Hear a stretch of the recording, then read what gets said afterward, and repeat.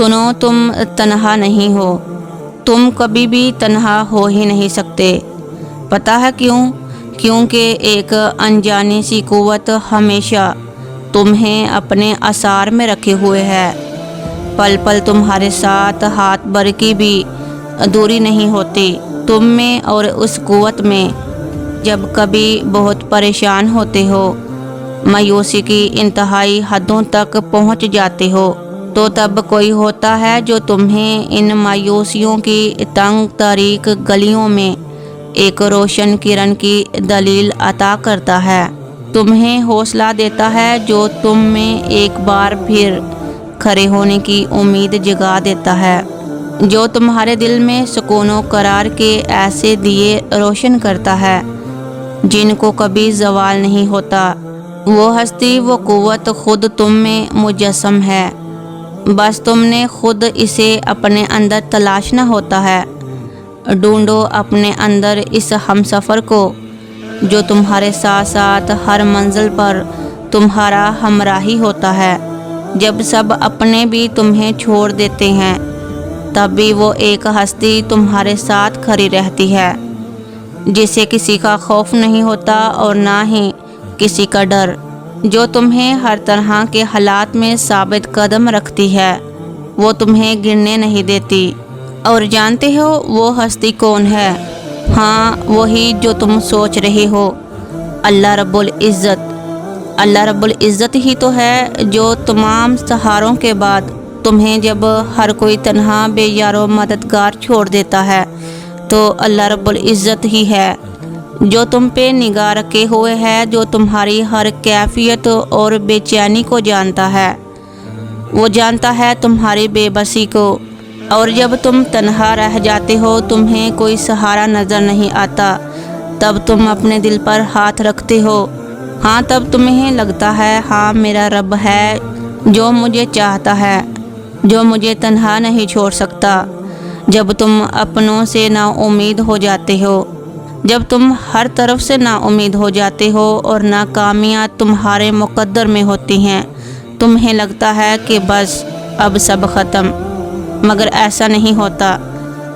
یہیں سے زندگی کی ایک نئی شروعات ہوتی ہے، جب تمہیں ایک نئی امید نظر آتی ہے، ایک نیا سہارا نظر آتا ہے، اور وہ سہارا ہے اللہ رب العزت کی ذات، جس کے پاس تمہیں لوٹ کر جانا ہے، جو تمہاری دنیا اور آخرت دونوں میں کامیابیوں کا سبب ہے۔ ہاں، وہ رب کائنات جو تمہیں یہاں بھی تھامے گا اور آخرت میں وہاں بھی تمہیں تھام لے گا، وہ تمہیں تنہا نہیں چھوڑے گا۔ یہ کیسے ممکن ہے؟ یہ ممکن ہے تمہارے یقین اور بھروسے کی وجہ سے۔ جب تمہیں اللہ پہ توکل ہوگا اور یقین اتنا کہ تمہیں لگے کہ ہاں بس میرا سہارا اللہ رب العزت ہے، جو صرف مجھے جانتا ہے، مجھے سمجھتا ہے، اور میری فریادیں بھی اسی کے آگے ہیں۔ تم لوگوں کے آگے جولیاں پھیلانا چھوڑ دو، تم چھوڑ دو جنہوں نے تمہیں چھوڑا، اور تم آگے بڑھ جاؤ صرف اللہ پر توکل رکھ کے، اور دیکھنا کہ جب تمہیں اللہ پر کامل یقین ہوگا تو تمہاری منزلیں بھی خود بخود آسان ہو جائیں گی۔ اللہ رب العزت تمہارے لیے رستوں کو کھول دے گا، تم جان جاؤ گے کہ تمہاری کامیابی کے راستے کھل گئے ہیں، تمہارے لیے آسانیاں پیدا ہو گئی ہیں، اور اب تمہیں دیکھنا چاہتا ہے کامیاب، تو پھر زندگی میں کوئی بھی رکاوٹ تمہارے راستے میں نہیں آئے گی۔ وہ رب کائنات ہے جو تمہارا دامن تھام لیتا ہے، وہ رب کائنات ہی ہے جو تمہارا ہاتھ پکڑ لیتا ہے۔ جب دو جہانوں کے مالک نے تمہارا ہاتھ تھام لیا تو تمہیں زندگی میں کوئی بھی رکاوٹ نہیں آئے گی، اور تم لوگوں کی پرواہ کرنا چھوڑ دو، کیونکہ لوگوں کا کام ہی باتیں کرنا ہے۔ وہ تمہیں نا امید کریں گے، تمہیں پریشان کریں گے، تو تم لوگوں کی باتوں پہ کان دھرنا چھوڑ دو، صرف اپنے رب کو راضی کرو، جو دنیا آخرت میں تمہاری کامیابی کا اسباب بنے گا، جس نے تمہیں پیدا کیا، جو دو جہانوں کا مالک ہے۔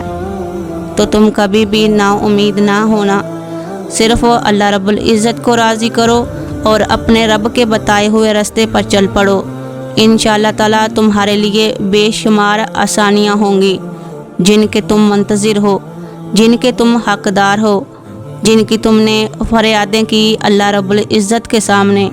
रात की तन्हाइयों में अल्लाह रब्बुल इज़्ज़त से फरियादें की तो वो रब्बे कायनात तुम्हारी हर फरियाद पर कुन फ़ायकुन की मोहर लगा देगा इंशाअल्लाह।